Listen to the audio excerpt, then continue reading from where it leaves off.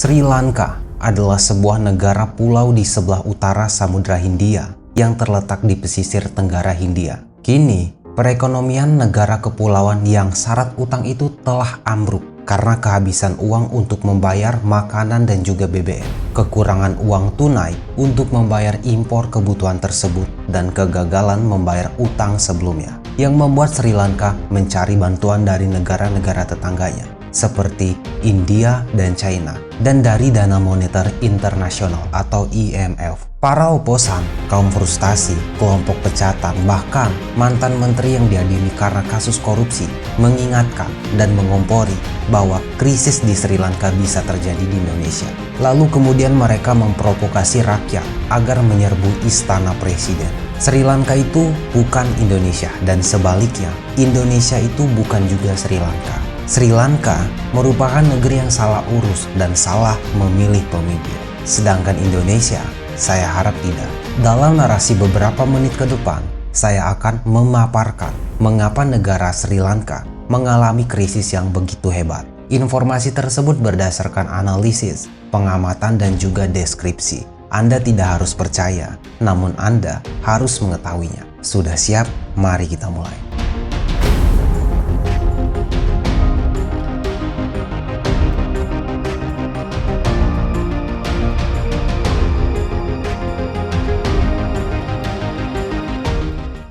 Dengan segala gejolak politik dan teriakan frustasi para politisi oposannya, negeri ini relatif stabil, bisa menyelenggarakan event internasional G20 di Bali, yang dimana Indonesia menjadi presidensi grupnya. Tentu saja, mengingatkan apa yang terjadi di Sri Lanka bisa terjadi di Indonesia, dan itu sah-sah saja. Tapi kalau memprovokasi rakyat di Indonesia agar menyerbu istana negara, sebagaimana yang terjadi di Sri Lanka, itu tentu sudah merupakan masalah yang lain lagi.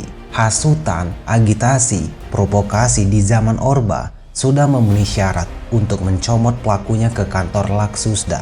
Jawaban sederhana mengapa negara Sri Lanka mengalami krisis yang begitu hebat adalah karena negeri Sri Lanka tak punya menteri keuangan kelas dunia seperti Ibu Sri Mulyani. Sri Lanka juga tak punya menteri segala urusan seperti Pak Luhut Binsar Panjaitan, dan tak punya unit anti-teroris yang efektif seperti Densus 88. Dan yang paling penting dan yang paling utama, Sri Lanka tak punya presiden segigih Bapak Jokowi. Mengutip laporan BBC, Sri Lanka terlibat hutang sebesar 50 miliar US dollar atau lebih dari 748 triliun rupiah yang harus dibayar kepada kreditur asing agar lebih mudah dikelola untuk membayar kembali. Coba bayangkan, hanya menanggung hutang 748 triliun rupiah, negara itu sudah kolap. Sedangkan hutang negara kita saja, Indonesia, sudah mencapai 7.000 triliun rupiah atau 39% dari rasio PDB, dan masih berjalan, bahkan masih ada kemungkinan untuk terus naik. Di Indonesia, dengan hutang yang begitu besar, pasar masih hidup, rakyat masih bisa belanja, listrik masih menyala dan tidak ada pemadaman. Anak-anak urban pinggiran masih bisa mejeng di pusat ibu kota. Kemudian mereka membuat komunitas yang namanya SCBD. Ada juga jenderal bintang 2 Polri yang membunuh rekannya sendiri. Bahkan ada anak pejabat pajak yang pukuli mantan dari pacarnya hingga babak belur. Masih bisa dan masih ada di Indonesia dengan hutang yang sebesar itu.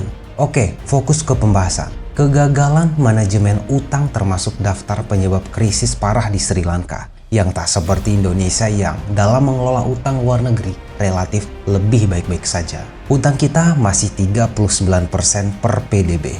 Masih ada kok yang lebih besar. Coba bandingkan dengan hutang Jepang yang mencapai 257%, Sudan mencapai 210%, Yunani mencapai 207%, Italia mencapai 159%, Singapura mencapai 138%, dan Amerika mencapai 130% dari PDB.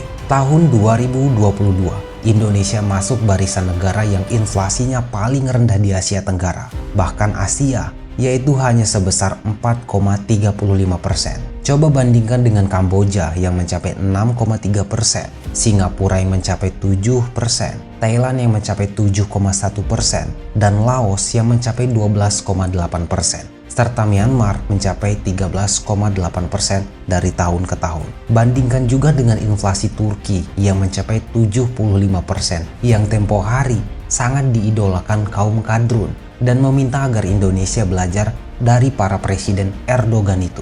Coba, kemana orang itu sekarang? Ada yang tahu? Tulis di kolom komentar. Turki kini bahkan masuk daftar 9 negara yang berpotensi mengalami seperti Sri Lanka. Dari laman CNBC, tertera 9 negara yang sedang bermasalah dan berpotensi krisis, yaitu Afghanistan, Argentina, Laos, Lebanon, Mesir, Myanmar, Pakistan, Turki, dan juga Zimbabwe.